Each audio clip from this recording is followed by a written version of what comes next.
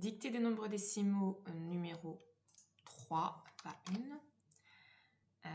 Comme les dernières fois, je vais vous lire 3 nombres décimaux et vous allez ensuite devoir les comparer, donc choisir le plus grand et le plus petit. On y va. Donc déjà, vous m'écrivez le premier. 159,1.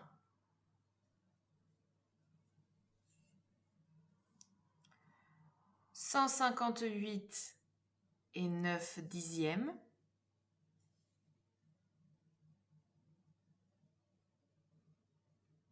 158 et 9 dixièmes. Donc 158 unités et 9 dixièmes.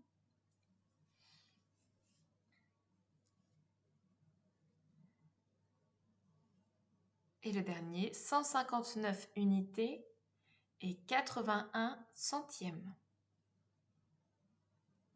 Je complique un petit peu aujourd'hui. Je répète, 159,1, 158 unités et 9 dixièmes, 159 unités et 81 centièmes. Allez, on y va pour le premier. 159,1. On entend facilement la partie entière parce qu'on entend la virgule. Donc la partie entière, c'est 159,1. Donc 1 dixième. Le deuxième, 158 unités. 158 unités et 9 dixièmes.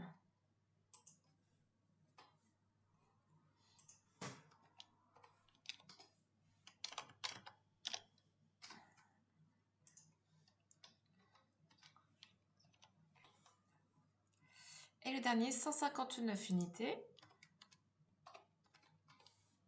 et 81 centièmes. C'est la même chose que pour la partie entière, on ne peut mettre qu'un chiffre par colonne. Donc 81 centièmes, le 1 doit être dans la colonne des centièmes, et donc le 8 dans celle des dixièmes.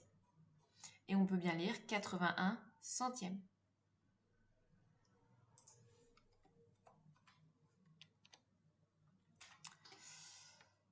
Alors, lequel est le plus petit, lequel est le plus grand? Hop. On va chercher le plus petit, qu'on va entourer en vert.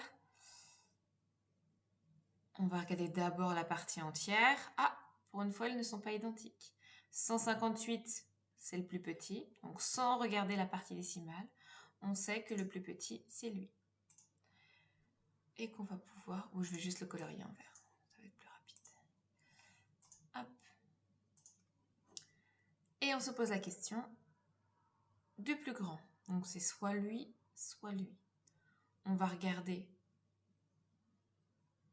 les dixièmes. 1 comparé à 8. Donc, de toute évidence, le plus grand, c'est lui.